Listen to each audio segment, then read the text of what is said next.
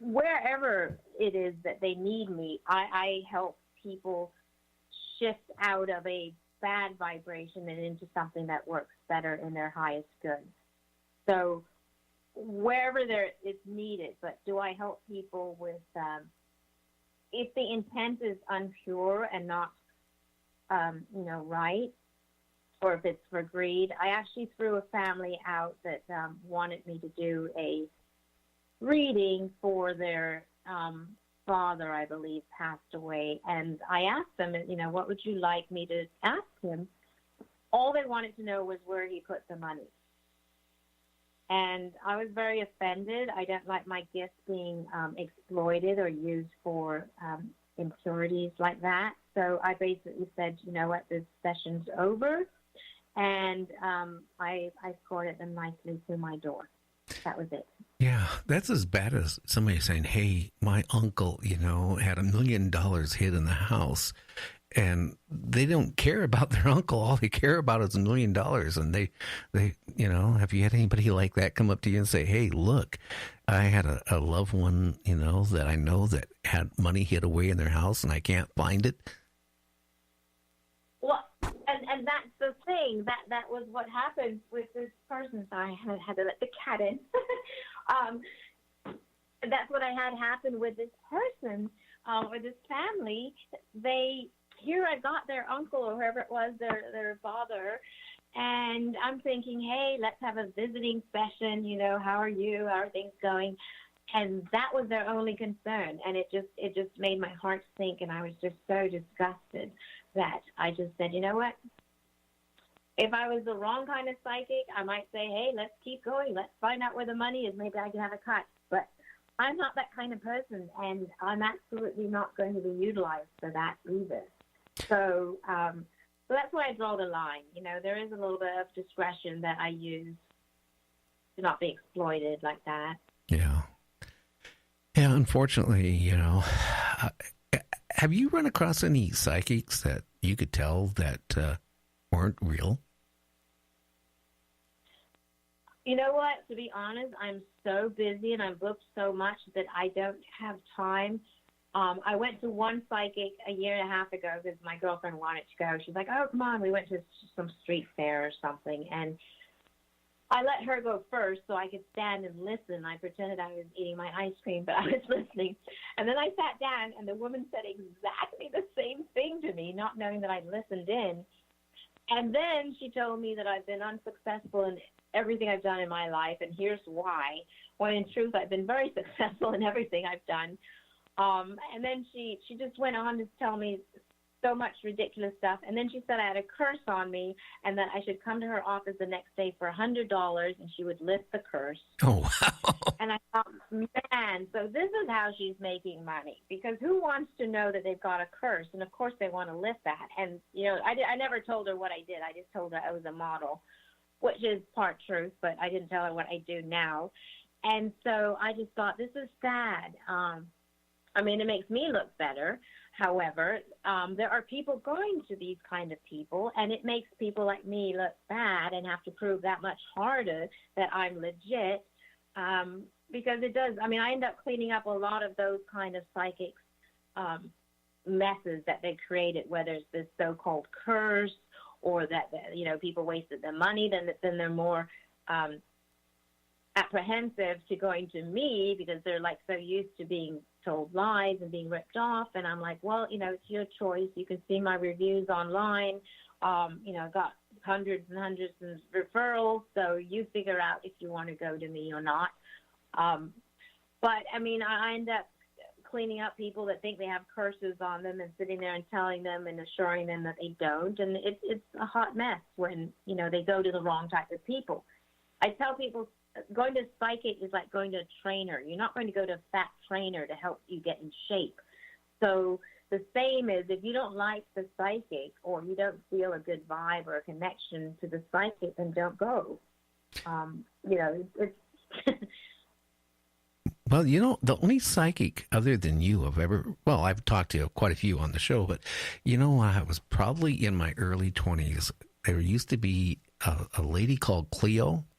You could call this 1-800 number, and pay a certain amount of money with your credit card over the phone. And I've heard of it. and I asked her about my love life because I just got out of a real bad marriage, and she told me, "Oh, you're going to meet somebody, and the marriage is going to be so perfect."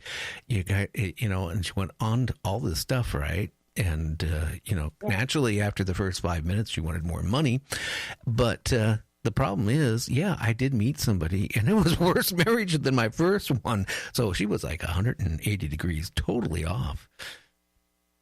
Oh my God! See what happens when you don't go to meet them. Yeah. I don't know. I just, and I'm sure you heard the name Cleo or whatever her name was. No, I have. She looked like Aunt Jemima, kind of. Yeah, she was.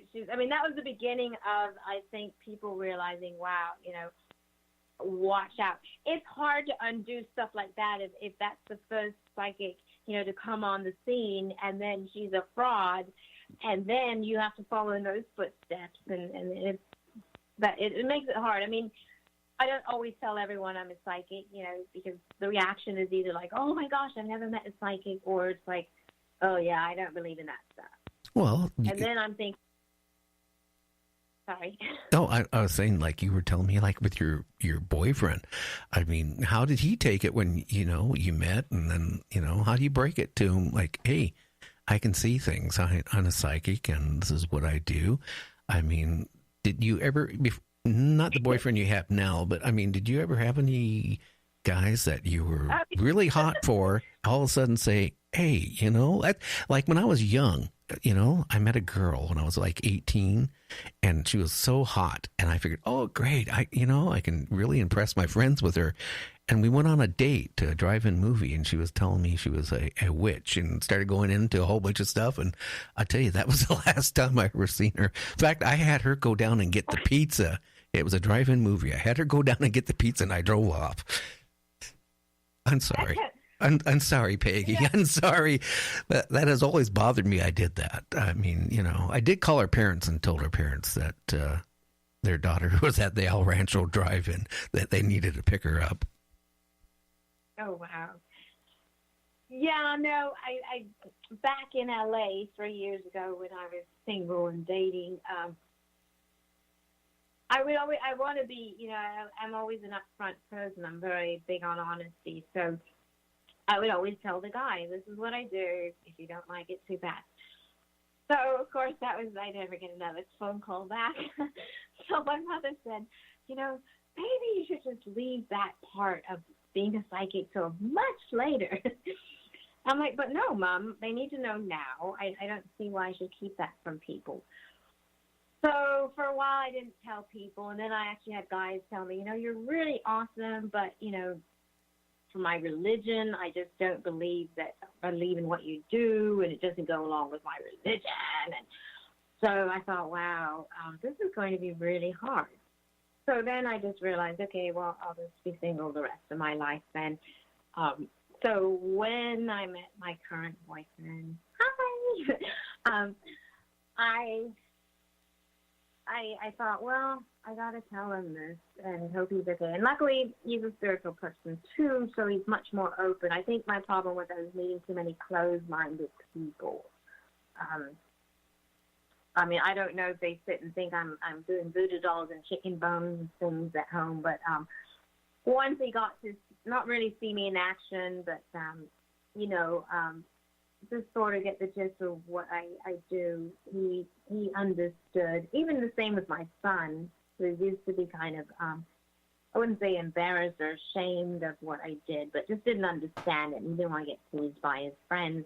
Now has a lot of respect for me. In fact, he's even wearing crystals now, and he's become vegetarian. And so I would like to think that I've influenced my son positively, and that he understands and respects what I do. It is my job, 24 hours a day. It's my life path. It's my calling. I love what I do.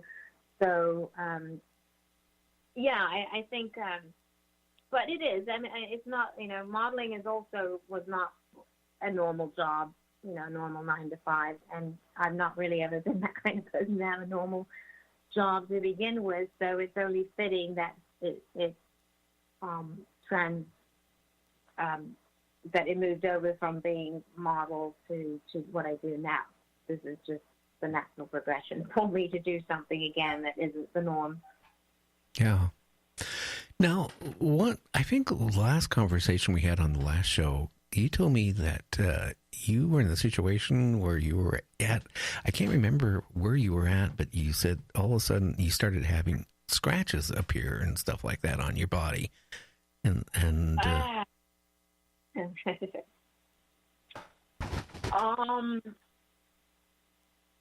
Yeah, there's been so many attacks on me that I've been attacked about 12 or 14 times. Once was really enough, but for some reason they like to mess with me. So the first scratch started on the Queen Mary, of all places, in Long Beach. That was kind of when I challenged whatever was there making the EMF detectors go off. And when I got back to the room, I had 3 marks running down my arm. That was just the beginning. Those are very small surface marks. The attacks got worse later on and became bloody and more frequent, and all hell broke loose at my house twice. I mean, so, like, how, I mean, did you feel the presence when it was happening? Or, I mean, could you? No, that's the odd thing. Like, I have never, and my mother, she was always very involved in all of this, and I would tell her, and she would sit there and think all night, and she wouldn't sleep, and she's like, well, can you feel it? Can you feel it coming up on you? And I'm like, oh, I never thought of that. But when you get attacked, there's not a sense of change in the energy. It just happens, and then you're like, oh, what is this burning and stinging? And then you look, and you've got bloody marks all over you, and you're like, man, you don't feel it coming. You can't see it coming. It's the most violated and vulnerable a person can ever feel when they're being attacked by a dark entity. I can't even describe it because you're so helpless. You can't call the police. You can't see it. You don't know when it's going to happen again. It's just like being a big piece of meat out in the ocean of sharks. You are just a sitting duck waiting for something to happen. You never know when it's going to attack. And it just kept happening to me. And that's why I'm fearless now, because the more I was fearful, the more it feeds them and the more they attack. What were you doing at that time that would have caused this to happen? I mean, all of a sudden you started getting attacked by these entities. Were they the same ones or different ones? And was it you were investigating something, or? Well, it's a little tricky because I was investigating places, but I was bringing a person I was with at the time who was mentally not stable.